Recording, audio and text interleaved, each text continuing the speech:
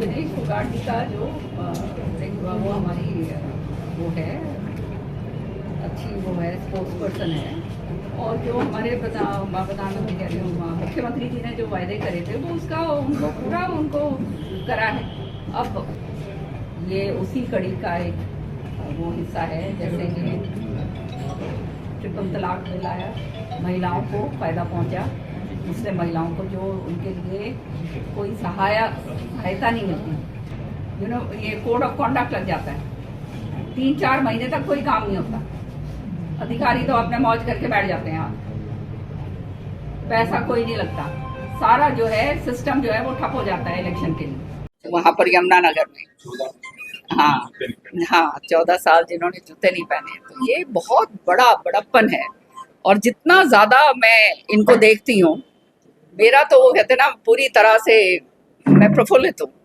सही बात, इस तरह का भगवान करे, ये प्रधानमंत्री इस देश के अंदर ये जो भगवान ने इनको बनाया है, इनको अच्छी लंबी उम्र दें, और ये इसी तरह से हमारे देश को मार्गदर्शन करें, ताकि आने वाले समय में जिस तरह से बात कहते हैं विकसित भारत, ये विकसित भारत वाली बात बाहर भी है कि 100 साल के अंदर अंदर हिंदुस्तान अपनी जगह जो है वर्ल्ड ऑफ नेशंस जो हैं बिल्कुल हायर टायर के ऊपर जो है हिंदुस्तान अपनी लेगा। मैडम खास करके जो इंटर पार्लियामेंट यूनियन उसमें किन मुद्दों को भारत की तरफ से आपके इस विषय में बातचीत हुई, क्या पक्ष रखा गया, कंटेंट क्या था?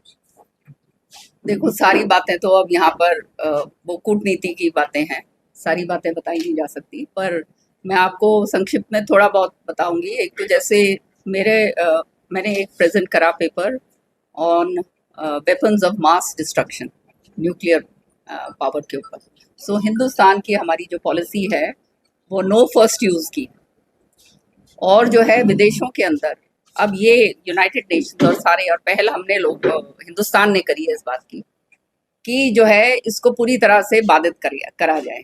तो इसके प्रति जो है किस तरह से, और हम जो है उन देशों में हैं, चंद देशों में हैं जो न्यूक्लियर पावर है, तो हमारी जो नीति है वो ये है कि कॉन्फ्लिक्ट्स को मीडिएशन के जरिए जो है सारा का सारा सुलझाया जाए। हमारा तो पुरानी जो है वो विश्व वो कहते हैं ना कुटुंबकम क्या है उसका हाँ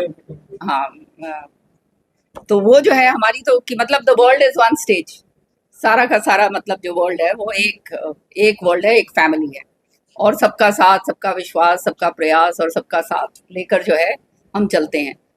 बदलाव और नौकरी पाओ, ऐसा कुछ उन्होंने उदाहरण दिया। देखो जो विदेश फोगाट जी का जो वो हमारी वो है अच्छी वो है स्पोर्ट्स पर्सन है, और जो हमारे प्रधानमंत्री कह रही हूँ मुख्यमंत्री जी ने जो वायदे करे थे वो उसका उनको पूरा उनको करा है। अब पद लाओ ना, तो पद तो आया नहीं, पदक तो आया नहीं ना, हाँ पदक तो आया नहीं ना, उसके बावजूद क्योंकि इतना जबरदस्त मतलब वो उसने कितनी मेहनत करके वहां तक वो पहुंची, उसके बावजूद वो मान सम्मान के लिए उसको जो है पूरा जो कहा गया था वो पूरा करा है। कांग्रेस ने कभी करा किसी खिलाड़ी के साथ ऐसा? नाम ले दो एक का। सारे ऑप्शन हाँ सारे ऑप्शन ऑफर करें, उसके मतलब पदक नहीं आने के बावजूद, समझ रहे हो ना? तो फिर ये क्या बात कर रहे हैं, ये तो खाली बात करनी आती है, काम तो करा नहीं कभी। मैम एक वन नेशन वन इलेक्शन की बात चल रही है, हाँ जी, तो 2026 में क्या हमारे यहाँ भी फिर से हो सकते हैं वन नेशन वन इलेक्शन के तहत?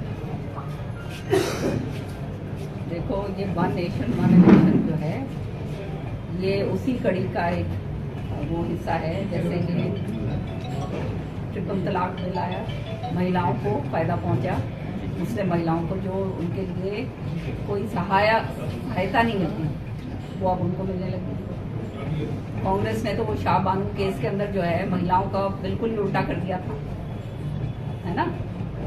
तो अब ये उसके बाद आया 370, आज जो है जम्मू कश्मीर जो है वो हमारे देश का एक अभिन्न पार्ट था, लेकिन कहा नहीं जाता था, वो हमारे इंटीग्रेट हो गया, है ना?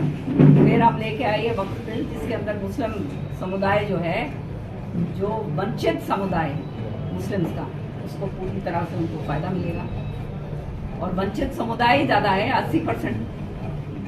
समझ रहे हो ना, उनको फायदा मिलने जा रहा है। तो वो जो दूसरे जो 10-15% है उनको तो तकलीफ होगी, क्योंकि उनके हाथ से छीना गया, उनके हाथ से जो जो ये धांधलेबाजी हो रही थी वो सारा का सारा खत्म हो गया था। अब उसी कड़ी के अंदर ये यूनिफॉर्म सिविल कोड वो हमारा पाइपलाइन में है कि भाई पूरे हर एक सारी जगह देश विदेशों में हमने जाके देखा, सारी जगह एक लॉ है, कोई अलग अलग लॉ तो है नहीं। तो हिंदुस्तान कोई न्यारा है भाई, ये यूनिफॉर्म सिविल कोड हो या वन नेशन वन इलेक्शन, इससे कितना फायदा होगा। देखो इलेक्शन जब होते हैं ये कोड ऑफ कॉन्डक्ट लग जाता है, 3-4 महीने तक कोई काम नहीं होता, अधिकारी तो अपने मौज करके बैठ जाते हैं, पैसा कोई नहीं लगता, सारा जो है सिस्टम जो है वो ठप हो जाता है इलेक्शन के लिए। कितना पैसा इस पे खर्च होता है हर इलेक्शन पे, तो आप देख रहे हो, और जैसे ही टाइम बढ़ता जा रहा है पैसा ही पैसा खर्च होता जा रहा है। ये सारी के सारी जो ये चीजें हैं ये इसमें कम होंगी, और जो है उसके अंदर बहुत जबरदस्त तरीके से जो है प्रावधान डाले गए हैं कि देश के लिए जो है ये फायदे होने वाला है। तो हमारे को अब हम 21वीं सदी से आगे निकलने जा रहे हैं, तो हमारे को आगे का सोचना है ना कि वो पुराने हुए घिसे पिटे उसी के ऊपर हम चलते जाएं। अगर हम आगे प्रोग्रेसिव नहीं बनेंगे, आगे नहीं बढ़ेंगे, तो फिर तो हिंदुस्तान कभी आगे बढ़ नहीं सकता, है ना। ये समय के अनुसार जो चीज आगे बढ़ने के लिए करनी चाहिए, अब जैसे आर्टिफिशियल इंटेलिजेंस है आज के दिन,